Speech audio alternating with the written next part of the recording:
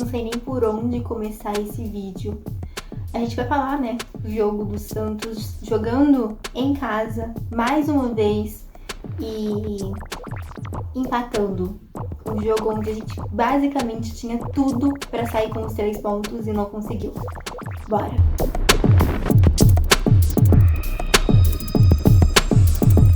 Oiê, eu sou a Esté, sejam bem-vindos a mais um vídeo do canal. Como vocês viram na introdução, no título, a gente vai falar do jogo de ontem, onde o Santos enfrentou a Ponte Preta em casa. Um jogo, na verdade, onde o Santos não conseguiu se impor no segundo tempo. Um time que vencia por 2-0 dentro da sua casa com um jogador a mais, não conseguiu se impor.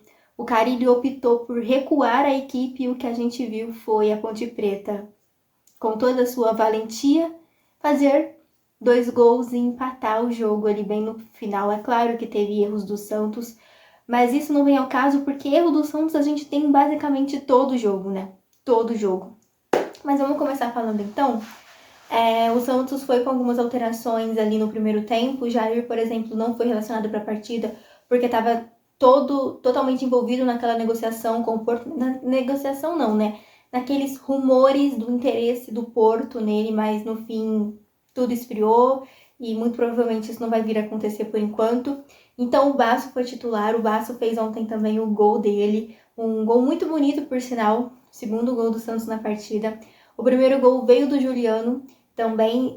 As duas jogadas ali não foram aquelas jogadas trabalhadas e que a gente espera ver o Santos fazendo, mas foram jogadas que os jogadores que participaram conseguiram fazer a sua parte ali, né? O primeiro gol do Juliano, por exemplo, a gente viu ali o Guilherme cruzando, o Wendel Silva ali amortecendo a bola para o Juliano fazer a finalização e abrir o placar para o Santos, e depois no gol do Basso toda a qualidade dele para finalizar daquela forma, né, bem de um jeito muito bonito, né?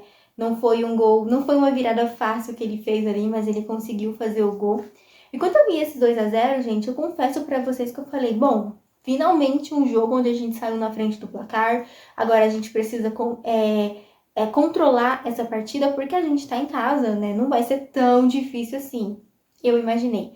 Mas eu estava totalmente enganada. Eu confesso que esse pensamento de não será um jogo tão difícil aumentou ainda mais com a expulsão do jogador da Ponte Preta ali, o 10 deles, no final do primeiro tempo. Por quê? O que eu pensei?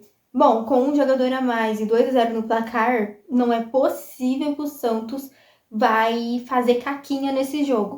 Mas fez. Ainda falando do primeiro tempo e das substituições, das mudanças que aconteceram no time, a gente teve o Souza na lateral, porque o Escobar estava suspenso, e a gente teve o Sherman voltando à titularidade, né? Ele cumpriu suspensão na última rodada. O Pituca também retornou ao meio-campo. Na última rodada ele começou no banco, foi poupado ali no início, com o Sandri sendo titular, mas ontem voltou ao normal. E o Wendel Silva, mais uma vez, seguiu fazendo a centroavance ali no lugar do Furt. O Furt que acabou não indo para a partida por uma lesão no ombro na última rodada contra o Amazonas. Mas enfim, o nosso primeiro tempo, ele não foi brilhante, tá? O nosso primeiro tempo, ele foi longe de ser brilhante, só que a gente conseguiu, de certa forma, sair na frente com um placar bem considerável. Então, baseado nos últimos jogos que a gente fez, o primeiro tempo do Santos ontem foi razoável. Razoável. Nada muito exuberante. Razoável. Agora, quando a gente parte para o segundo tempo, a gente vê o time mudando totalmente a postura, jogando em casa. Eu quero ressaltar isso durante o vídeo inteiro. O Santos jogou em casa e conseguiu tomar um empate com um jogador a mais. Eu tô tentando entender até agora como foi que o Santos conseguiu se perder na partida dessa forma, porque eu realmente ainda não entendi. Quando a Ponte fez o segundo gol, eu fiquei tipo, meu Deus, não é possível que eu tô vendo isso acontecer. Não é possível. Mas enfim, continuando, no segundo tempo o Santos caiu muito de rendimento. E essa diferença da vontade do Santos em campo de querer jogo e da vontade da Ponte Preta em campo de querer jogo era muito visível. Às vezes havia reclamações de falta por parte do Santos e o juiz não marcava porque ele deixou muitos lances seguirem ontem, né? E a Ponte Preta saía no contra-ataque em altíssima velocidade, tanto é que foi assim que fez o primeiro gol e diminuiu o marcador, né? no contra-ataque em velocidade. O Santos conseguiu tomar um contra-ataque em velocidade, estando 2-0 no placar e com um jogador a mais, ele conseguiu tomar um contra-ataque em velocidade. Meu Deus, parabéns para esse time. De tão ridículo que tá as coisas ali, né? Mas enfim, o primeiro gol da Ponte sai assim. E quando o Santos tinha essa oportunidade de sair no contra-ataque e fazer uma jogada de velocidade, o Santos não conseguia. O Santos não consegue fazer jogada de velocidade. O Santos pensa muito para jogar e pensa tanto, mas tanto, que ainda assim não consegue jogar certo. Joga errado, erra muito passe. É um time sem organização, é um time que não é compacto, é um time que não sabe o que está fazendo em campo. Ontem o Carille resolveu recuar o time e, cara, a gente recuou o Santos. O Santos recuou jogando em casa com um a mais. Eu não me conformo com isso, entendeu? Cadenciar o jogo é uma coisa. Recuar e deixar o adversário crescer na partida é outra totalmente diferente. Então, assim, eu confesso para vocês que eu não sei mais o que falar. Depois da última rodada, o presidente Marcelo Teixeira soltou aquela nota lá falando sobre a permanência do Carille, comparou ao momento de quando a gente passou por essa mesma sequência ruim, né? Jogando lá no primeiro turno. E agora, mais uma vez, a gente enfrenta essa sequência ruim de resultados. Só que, gente, nos últimos 3 jogos na Vila Belmiro, o Santos ganhou 2. Perdeu pro Avaí, empatou com o Amazonas e agora empatou contra a Ponte Preta. Então, assim, não dá para se basear apenas nessas notas e falar, vai ficar tudo bem daqui a pouco, porque o time não está jogando. O Carille, ele mudou no Santos, não é o mesmo Carille do início da temporada, não é o mesmo Carille do Campeonato Paulista, não é o mesmo Carille. Ontem o Santos tomou um empate em casa com um a mais, e quando o Santos toma o segundo gol, a gente procura o Carille, e o que o Carille está fazendo? Ele está sentado no banco, como se tivesse normal, como se o time estivesse goleando, e assim, ele não tivesse nada para fazer, entendeu? Então assim, o treinador ele não tá mais vibrando com o time. Ele não tá mais meio, ao que parece, eu não tô falando o que é, mas ao nosso ver, ele não está satisfeito em estar no Santos. A pergunta que fica no fim de tudo isso é, então por que ele continua? Por que ele continua no Santos? Porque tá claro, pelas coletivas que ele dá, pela forma que ele se porta, pela forma que o Santos está jogando nessas últimas partidas, não tem ninguém satisfeito ali. Ninguém. Vai ficar nisso até quando? Ah, mas o Santos é líder do campeonato. Ok, mas a rodada ainda não acabou. Ela só tá começando. Todo mundo abaixo da gente vai jogar ainda. E a gente pode terminar a rodada em quarto, se os outros times vencerem seus jogos. Então, assim, a gente só tá perdendo ponto. E perdendo ponto dentro de casa, o que é ainda pior e ainda mais preocupante. Está extremamente difícil assistir o Santos jogar. Eu já falei isso várias vezes. Ah, mas fez um bom primeiro tempo. Não fez um bom primeiro tempo. Fez um primeiro tempo razoável, que dá para aceitar porque a bola entrou quando precisou entrar e conseguiu sair com 2-0.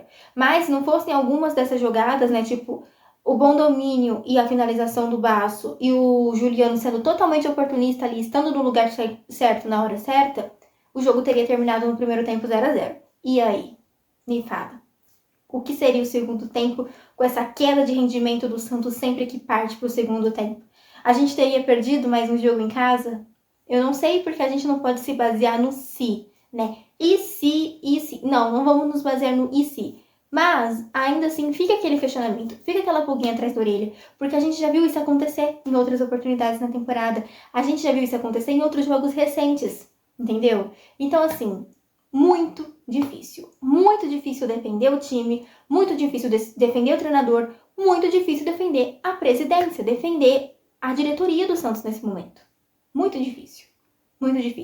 E aí depois, no final da partida, teve todo aquele caso ainda da torcida ali puxando aquele túnel, né, onde os jogadores vão.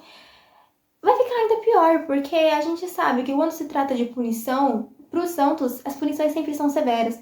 Imagina se pegam essas imagens e punem o Santos mais uma vez, a gente joga mais alguns jogos sem torcida nessa temporada.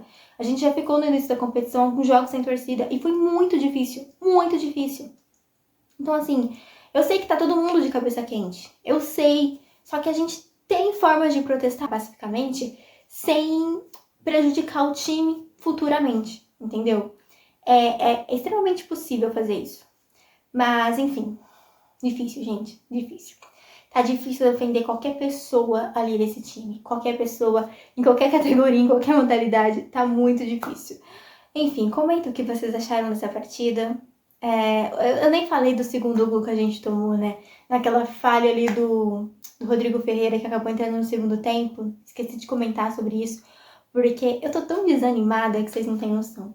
Mas a gente teve a falha do Rodrigo Ferreira ali, né? E a gente tomou o segundo gol. Eu já não sei mais o que falar. O Souza foi substituído, a gente tava sem o Escobar, então deu no que deu. O Rodrigo Ferreira, fica até difícil a gente criticar o Rodrigo Ferreira, porque ele não é jogador daquela posição, né? E vocês sabem que eu tenho um problema em criticar jogadores que estão jogando em posições de forma improvisada. Então, ele errou sim, né? Isso é fato, a gente viu, não tem como brigar com a imagem. Mas tem esse pequeno porém que no final acaba se tornando um grande porém de que ele estava improvisado ali na lateral que não é a dele. Então, fica difícil. Enfim, agora sim, finalizando, comenta aí o que vocês acharam dessa partida, o que vocês esperam para as próximas partidas. E, gente, meu Deus, pelo amor de Deus, Marcelo Teixeira e companhia da diretoria, acorda, acorda. Porque não dá pra continuar do jeito que tá. Não adianta empurrar com a barriga, porque ano passado fizeram isso e a gente tá na Série B hoje. Se continuar fazendo isso, ano que vem a gente vai continuar na Série B. E eu acho que não é isso que a gente quer. Então, por favor, parem de acabar com o Santos. Vamos acordar pra vida, porque é o nosso time. Não é brincadeira. Um beijo pra vocês e até a próxima. Tchau.